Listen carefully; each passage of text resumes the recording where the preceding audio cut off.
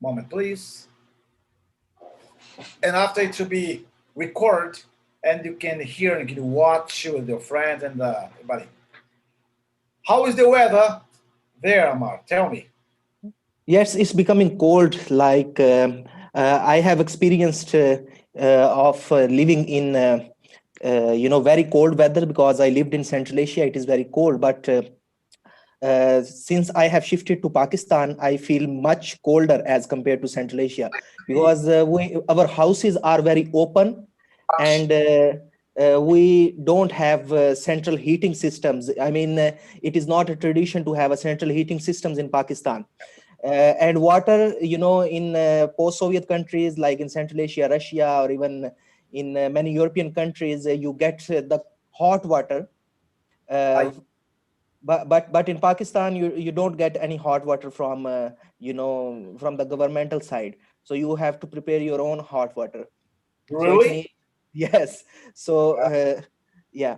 So I mean the weather is not that cold as compared to the Central Asia or the Russia, but you feel much cold.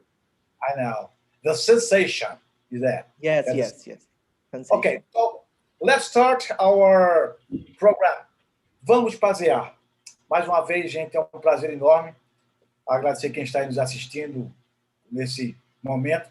Agradecer a professora Maria Augusta por estar conosco nesse mais uma série do programa Vamos Pazear.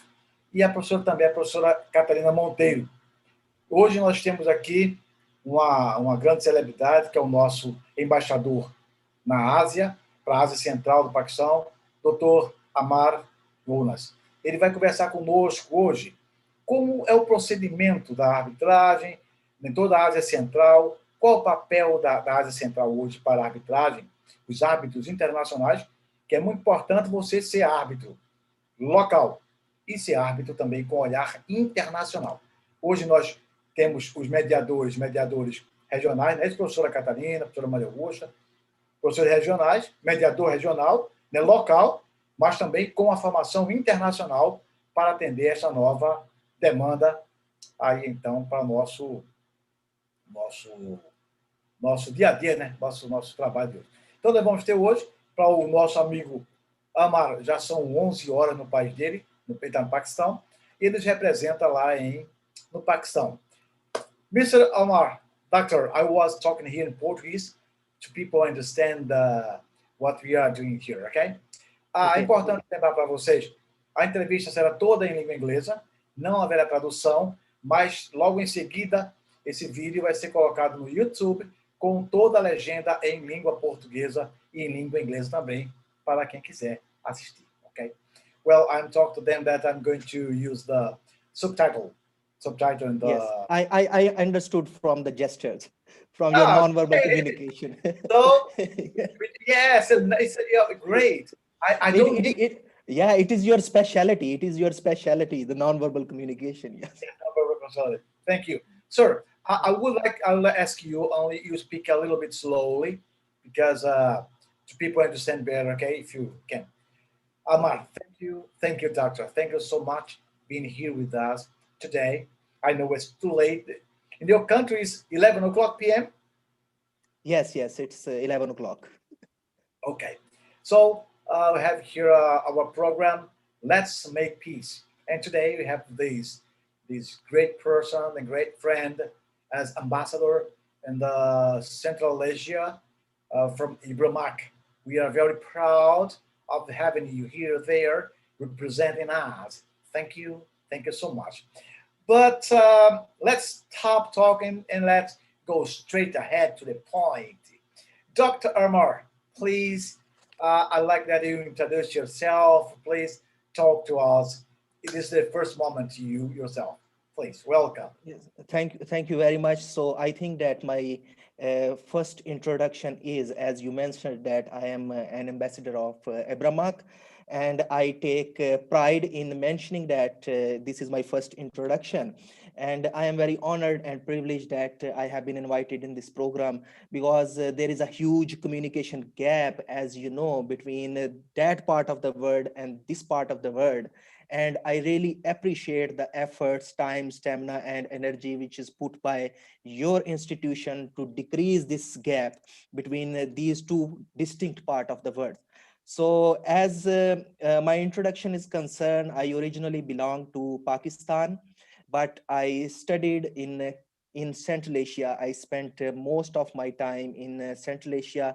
I am residing in different Central Asian countries since 2009. I studied medicine in Kyrgyzstan. Then I studied international relations and law in Kyrgyzstan. Then I did a master's in political marketing from Italy. I did another master's in democracy and human rights from Lebanon. And then I did another master's in law from China. It was my LLM. And I have some experience in teaching and research. I have my own two institutions. One is IMO Innovation Consultants. It is a digital transformation consultancy. We provide consulting to different institutions, non-governmental, governmental, academic institutions. And also I have a research center, which is called as Central Asia Tech Law. We are trying to promote the technology regulations in Central Asian region. So if you want me to identify if I am a medical doctor or lawyer or academician, I prefer to be called as a academician, because this is the noble profession, and I feel very much comfortable while identifying myself as an academician. So this is all about me. Great. We both identify ourselves with academics. Congratulations. But let me do, you're very, very, very young. But let me know something. I believe that you were born studying because you're very, very young and have a very, very great curriculum. Congratulations. Congratulations, really. You're too young. Thank you very much.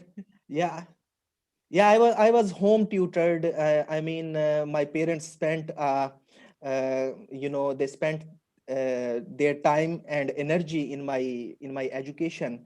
And in my early age of schoolings, if you say, they were at home. So this was something which made me I was at an advantageous position, because I graduated from college at the age of 15 and went straight away to the university. And like that, I graduated at a very early young age.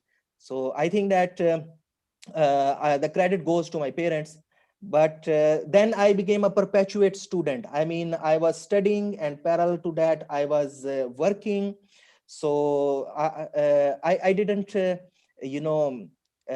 had any gap between my studies. So this is how I managed to get 7 degrees. Congratulations. Congratulations. Really. Well, that's life. Yeah, I think that thank you you. have many, many things similar. You like to study. I do too. So that's why we're going ahead. Yes. Great. So let's go. Yeah, Here we have, yeah, we have here some question, my friend. And the first question for you is how Central Asia region is unique. How do you explain that? Yeah, Central Asia is unique in a number of different ways. First of all, it stretches from Caspian Sea to China, from Russia to Iran. And one of the unique things which I felt, that the people who are not in Central Asia, or who don't belong to Central Asia, when they look at Central Asia, they think that it is a homogeneous group of people who are living in these countries. But once you are inside Central Asia, you realize that each country has its own culture, each country has its own traditions. The people are very much different from each other. So I think that the uniqueness and beauty of Central Asian countries is that they look similar, but they are not similar. If we talk about the generalization, I would say that majority of the people, they belong to the Turkic ethnic groups. And politically speaking, we identify them as post-Soviet people, or post-Soviet countries, means they got their independence from Soviet Union in 1991, and in 1993 they established as an independent countries. So there are 5 Central Asian countries: Kyrgyzstan, Kazakhstan, Uzbekistan, Tajikistan, and Turkmenistan. And Afghanistan, some people identify Afghanistan, which is of course very famous, as a Central Asian country and as a South Asian country. So Afghanistan is usually not included by academicians into Central Asia. So when we talk about Central Asia, usually we talk about these 5 countries which I mentioned. Yes, great. It's very interesting. And it's really very few people know about that. But we have another question. Ammar, doctor, we have been talking about law. Every time now is talking about technology law and also tech law, legal tech. Sometimes get a little bit confused. And I would like you explain for us what's technology law and what's the difference between tech law and legal tech, please. Yes, it is a wonderful question, and I am very much in line with you that many people, they are confused about legal tech and tech law, or when we talk about technology law, they think that it is just intellectual property law or IT law or the cyber laws nowadays. But the technology law is broader, in broader perspective, anything which has some elements of digitalization or anything which is related to technology, it is the subject matter of technology law. If we have to differentiate between technology law, which is tech law, and legal tech, we can say that the legal tech is when we use technology for making the job of lawyers easier. I mean, there are different software available, there are different chatbots, different instruments, technological instruments are there in the markets which lawyers use to make their job easier. For example, you might have seen that previously you had to go to the libraries to find a case law, but now there are different softwares available. You just put keywords and they search this for you. And many leading law firms on their websites, they have these different legal chatbots. You can write your question and this chatbot can give you a primarily answer. So all of these things, they are legal tech. When we talk about technology law or tech law, it's mean that how we can use law to regulate technology, because there are the positive impact of technology, there is negative impact of technology, and to reduce the negative impact of technology, we need law. So how the law facilitates the technology when it comes into public space, I think this is the technology law. Excellent. Well, really, sometimes now it's very, very, very clear. Thank you very much. Now in Brazil, Ammar, we have a law named LGBT, that talks about the protection of data. And now everything now is forbidden. Cannot take photographs, cannot take films, cannot take this and this and this. Everything now is forbidden. And that we are starting now with this new law. And for us, is a kind of adaptation and need to understand.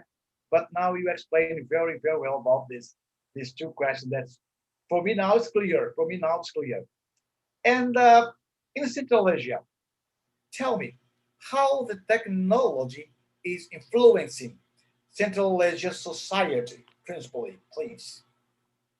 Yes. So when it comes to the influence of technology, I mean, technology is influencing everyone. It is not a question of a specific region, but for the ease of conceptualizing that what's going on, we academicians usually, look through the prism of different parameters. Unfortunately, in Central Asia, there are not many empirical studies available which can talk about the digital dividend. Digital dividend means how much technology is influencing on the lives of the people. There are not many empirical studies available, but when we observe, we can see that the number of people, they have transformed their lifestyles based on the technologies. The uniqueness of Central Asia is that majority of the Central Asian countries, the people were nomadic people. I mean, they used to live on the mountains in their temporary houses, and they would travel from one place to another to find their, to graze their cattle and to find their livelihood. So for this kind of society, the technology has played a very important role. I mean, it has been revolutionized, and people seem very much dependent on technology. Previously, we couldn't see this like 20 years ago, but in recent 5 or 10 years, a lot many new initiatives have been taken by the government. Government is taking interest in introducing more and more technological instruments with their people. For example, new laws are being introduced related to electronic commerce, and e-commerce has become the part of everyone's life, including the Central Asian people. Also, the government has invested a lot in teaching of young children. I mean, some countries like Uzbekistan and Kazakhstan and Kyrgyzstan, they have started teaching coding from the schools. Government is investing a lot of money in the university educational programs to teach technologies. So I think that the technology has impacted Central Asian life on every level, from individual, from group, from to state level, or even at regional level. We can see that the technological revolution is emerging from Central Asia. Great. Just recently, I've heard some people talking about, and I haven't heard a lot about that. People say that technology is good, but sometimes technology is a little bit bad. Sometimes technology is a bad example for family or society. Is that true? That technology has two faces, the bad face and the good face. Is that true? This is very much relative to the person. I mean, individuals have their own approach towards this. If I may say that the people of your generation, they usually think that technology is not very good because it is distincting the younger generation from them, and I definitely can feel what they mean. But legally speaking, I think that there are positive and negative impacts of technology, and this is the purpose of law, to regulate. For example, in Central Asia recently we had lot many discussions when the security cameras were installed in different countries. Almost all the Central Asian countries, they have imported these security cameras from China. Now these security cameras, they are installed everywhere in the cities, and they are very sophisticated. You know that you are walking on the street and the camera can recognize who you are. Yes. Now these cameras have been imported from China, and many people, they have reservations that these Chinese or other people who are actually manufacturing these cameras, they are spying on us. So there is a question that you want security on the cost of your privacy.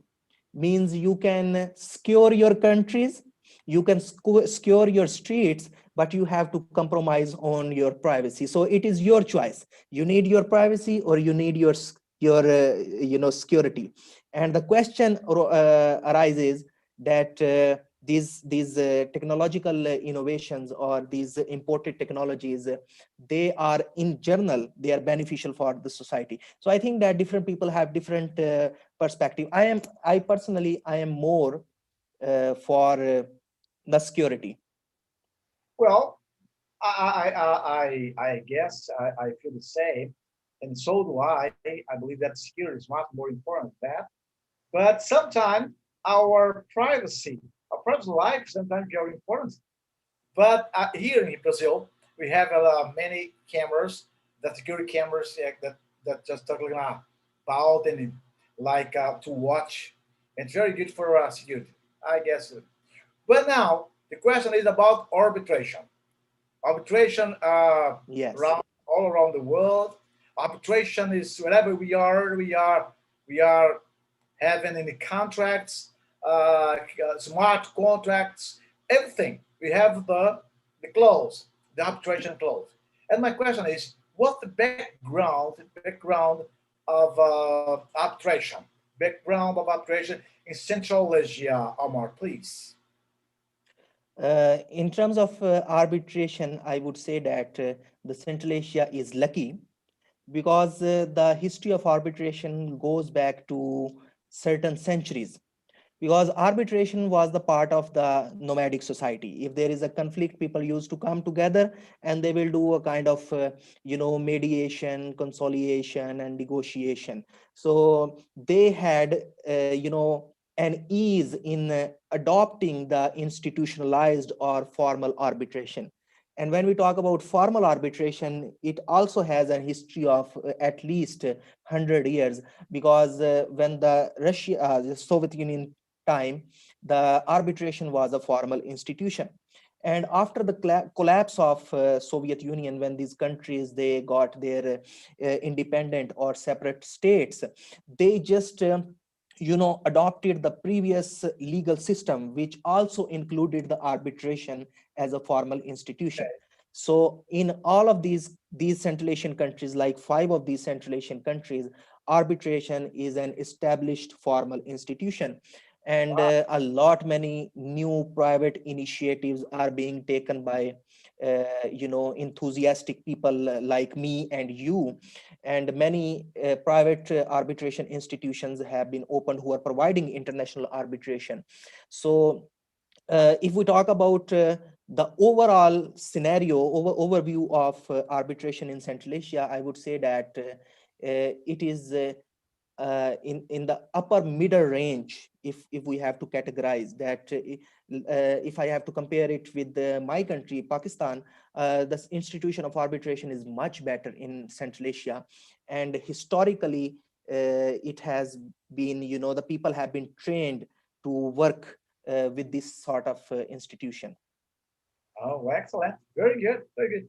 And or another question is, the arbitration, is arbitration in Central Asia cost effective?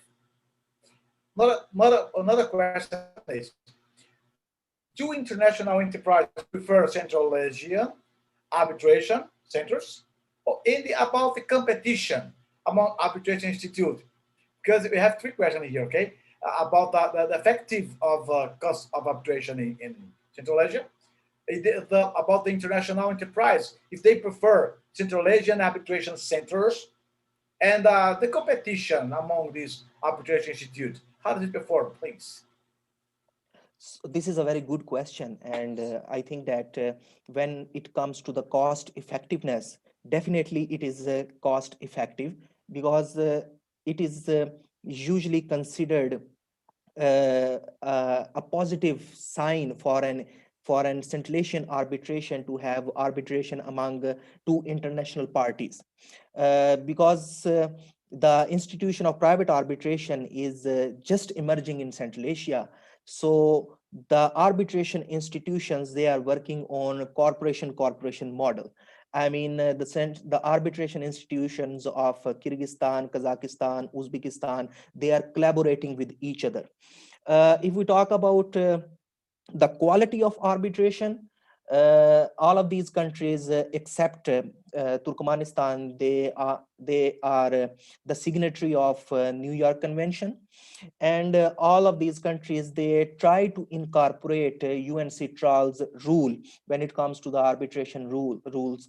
And I think that this gives them an edge, that international companies should prefer Central Asian arbitration institutions. But at present, we don't see that many international institutions preferring Central Asian arbitration institutions, because they think that the Central Asian arbitration institutions, they lack in I would say experience. But the trend is emerging because of the cost effectiveness. The Central Asian arbitration institutions, they have quality arbitrators, and they are very much happy to provide arbitration to the international parties on comparatively cheaper rates. But if we talk about the international companies they prefer, I say that at present they don't prefer, but they are thinking. My observation is that in future Central Asia will be a hub of arbitration in Asia, as nowadays we have Singapore, Hong Kong, or China.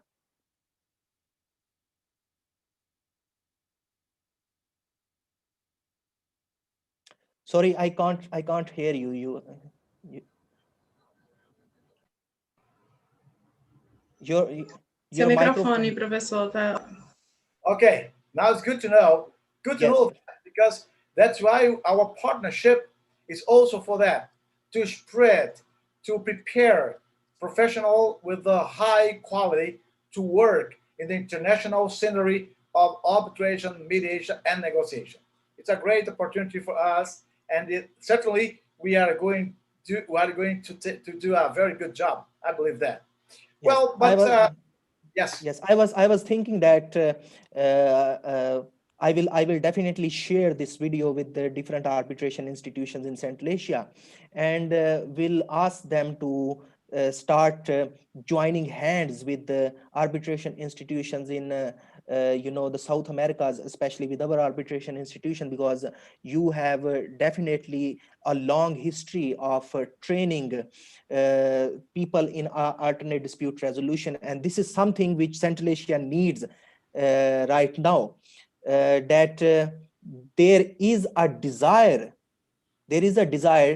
to come forward and take a lead into the arbitration, but when it comes to the preparation of human resource who can contribute to take a lead in the arbitration, there is very less institutions who are actually doing this, and for this purpose we need to import experience of other countries, including the Abramak, that is one of the leading trainers in South Americas.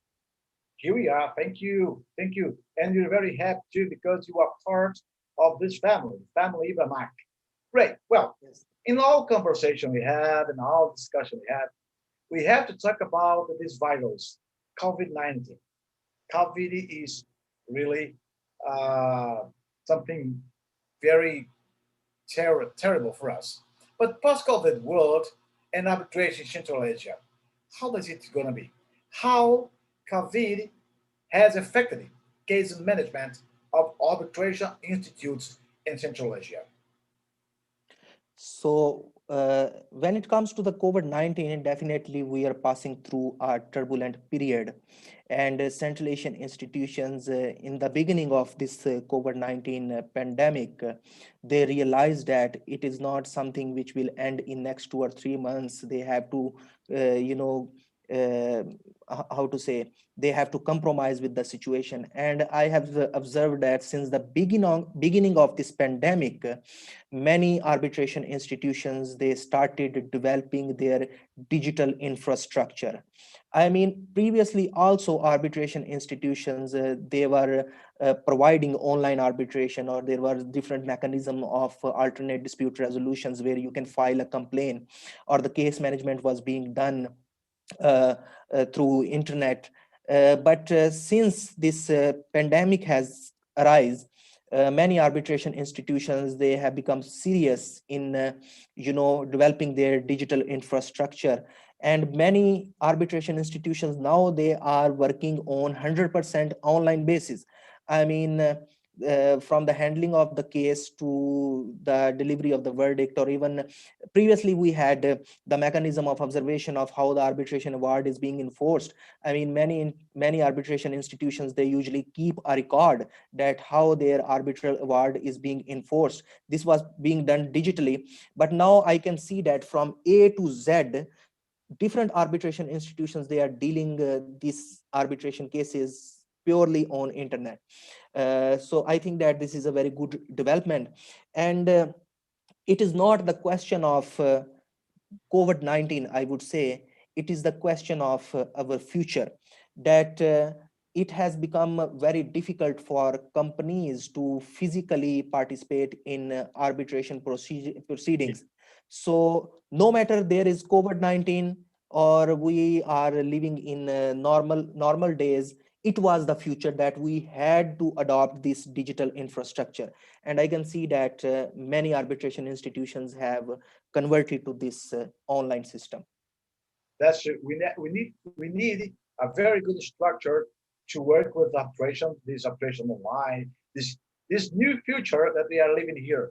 I used to say that we do not have a present. We have past or future.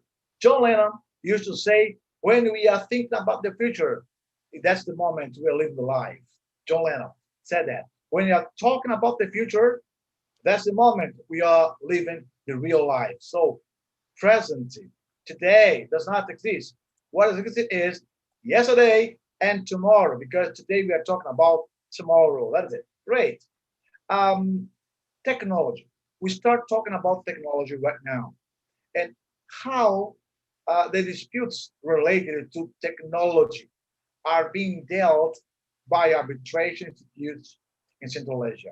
How they are cut with that, please. Yes. So there are a number of initiatives have been taken by the formal arbitration institutions and the private arbitration institutions.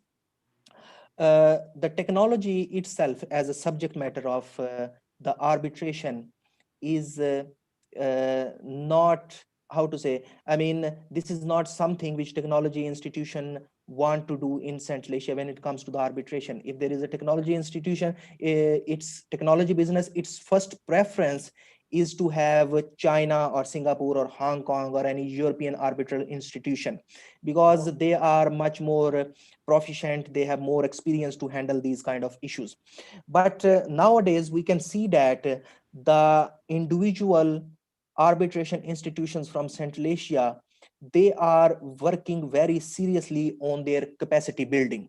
I mean, they are trying their best to, train their infrastructure on institutional level when it comes to deal with the technology. And I was talking with the director of Tashkent International Arbitration Court, and she told me that they have developed a separate technology regulation with the collaboration of Silicon Valley Arbitration and Mediation Center. Recently, we have seen that in Kyrgyzstan, many arbitration institutions they have organized in collaboration of the Bishkek International Court of Arbitration, Mining and Commerce. They had organized a legal week with the theme of technology. I mean, the stakeholders were governmental institutions, private enterprises, academia, and arbitration institutions. And the theme of this legal week was technology. And also, the Kazakhstan is the biggest country among all of these Central Asian countries. They are very much focused on technology law and regulations. Really? In 2000, yes, in 2018, uh, the president itself took a personal interest in establishment of Astana International Arbitration Center, which is Astana International Financial Center. And under this Astana International Financial Center, they have made an arbitration institution, and they have a separate institution to deal with the fintech, financial technologies.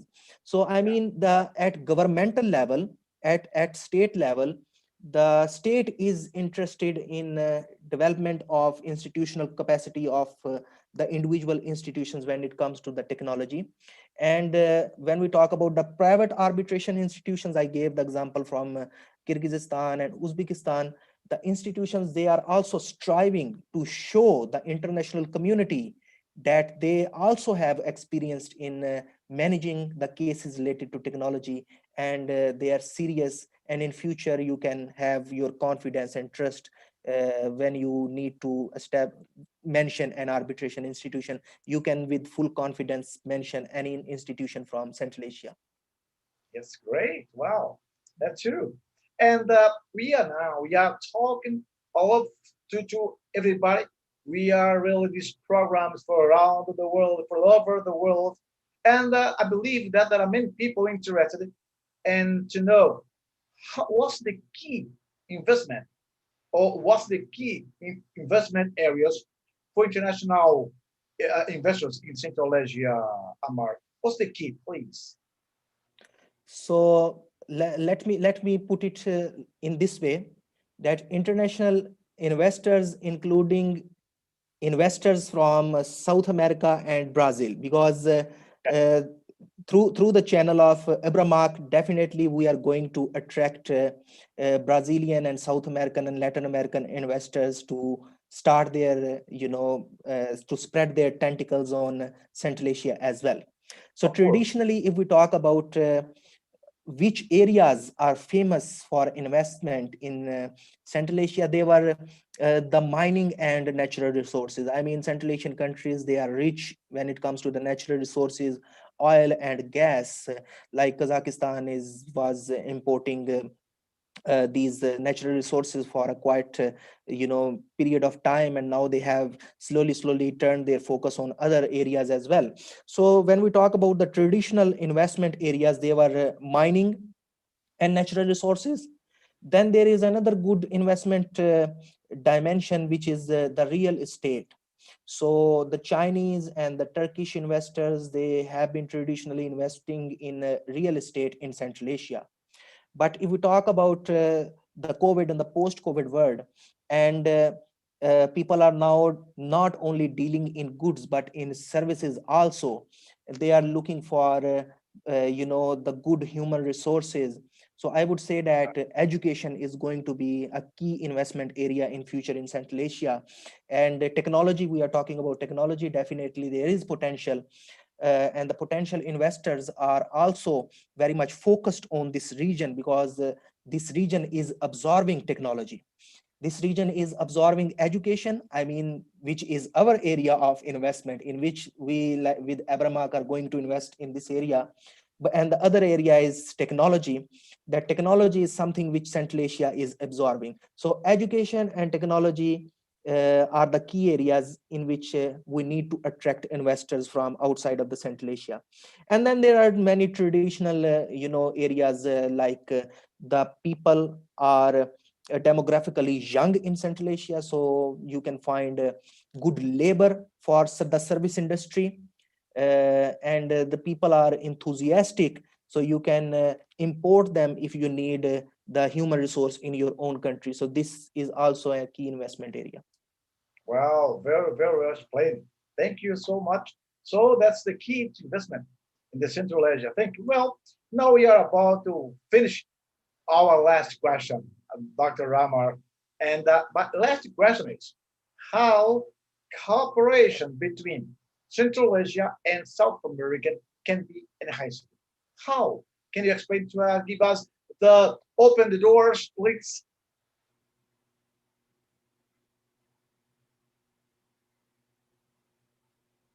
So I would divide this question into two portions.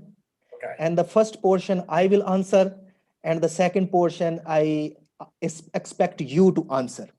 Okay. So the first portion, so the first portion is that in the beginning of our 2 days interview, I mentioned that there is a need to decrease, first of all, the communication gap between different regions, including Central Asia and South America. People don't know in Central Asia, sorry to say, about the South Asia, even though the South Asia is geographically very close as compared to the South America.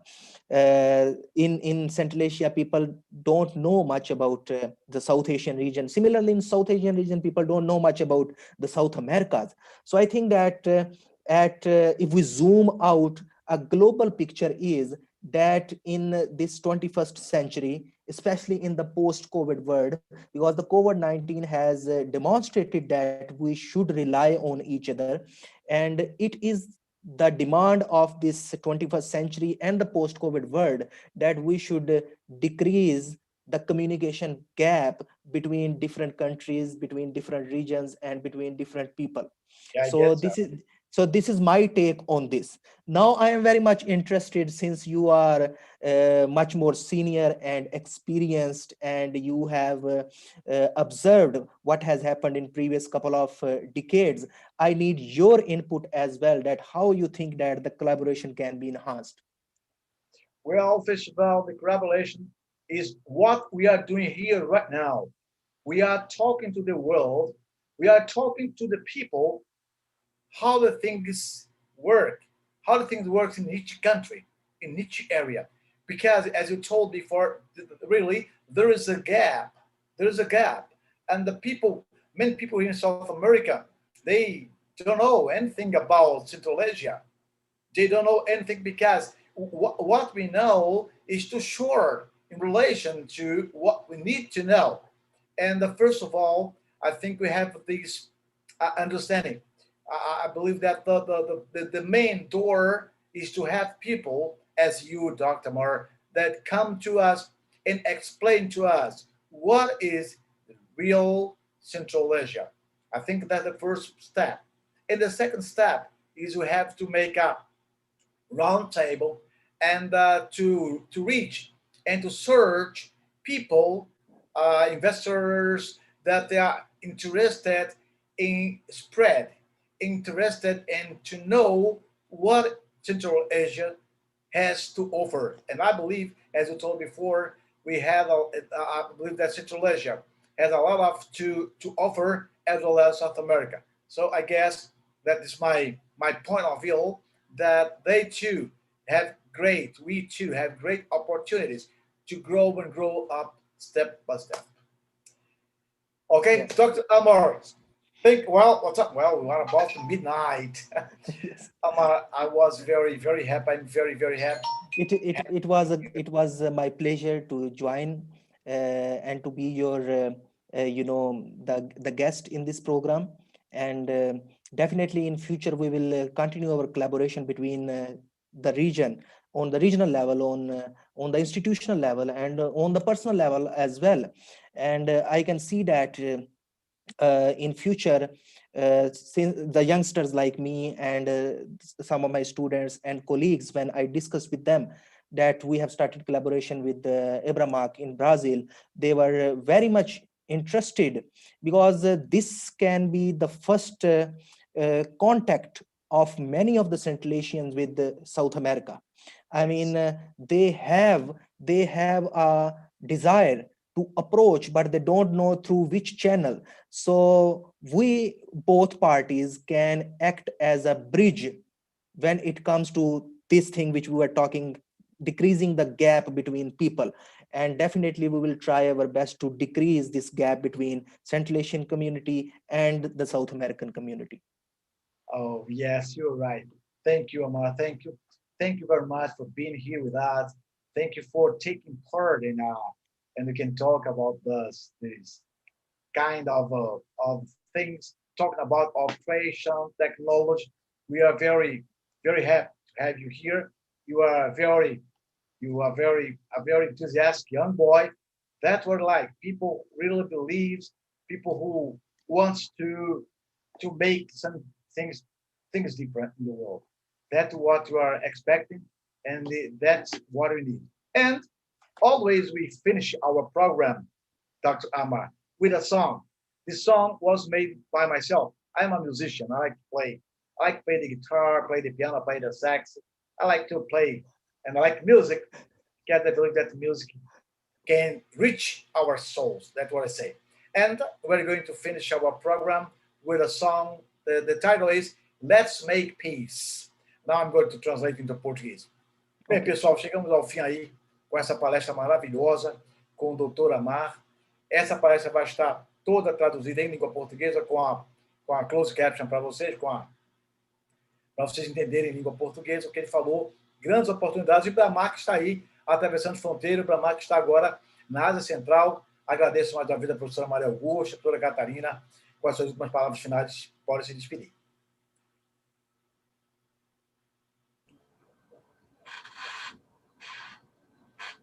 Quero agradecer também, né, esse momento de muito aprendizado. O Ibramak aí atravessando fronteiras, né, cada vez mais se expandindo na questão internacional.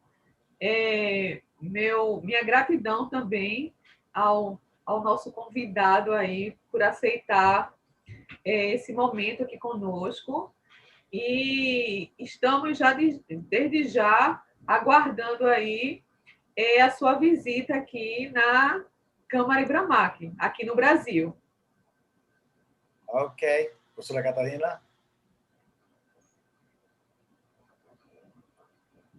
Também agradeço a participação dele, de estar enriquecendo, né, e de estar colaborando com a família Ibramac, com os nossos mediadores e árbitros, para que a gente possa estar aprendendo mais sobre esses novos modelos, essa nova forma e esses novos países, de como funcionam, e isso vai enriquecer muito os nossos árbitros, os nossos mediadores, e a nós também.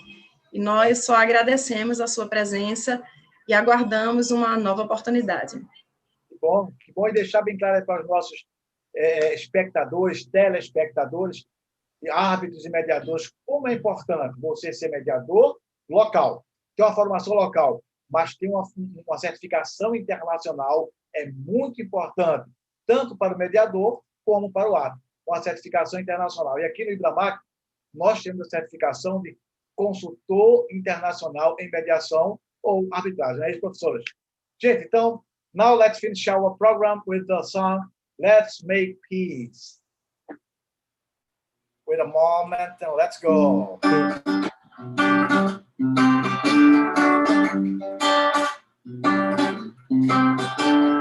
Vamos ver o sol brilhar para todo mundo. Vamos ver o mar acalmando corações. E Pazear, dialogando, Pazear com alegria, Pazear com empatia. Vamos celebrar a cada dia que vivemos e ter gratidão por tudo que recebemos. Vamos ajudar a todos que precisam, e as crianças cuidar, são o futuro das nações. E Pazear, escutando, Pazear, estendendo a mão, Pazear, um abraço amigo. Vamos espalhar essa corrente do bem e compartilhar o amor entre as nações. Vamos perdoar quem precisa de perdão e deixar pra lá todo insulto e ingratidão. E Pazear, dialogando, Pazear com alegria, Pazear com empatia. E Pazear, escutando, Pazear, estendendo a mão, Pazear, um abraço amigo. Vamos passear, vamos passear, vamos passear. Okay, Miss Dr. Ammar, thank you very much. Thank you. God bless you. Thank you very much. Take care. I hope to see you again, okay? Bye-bye.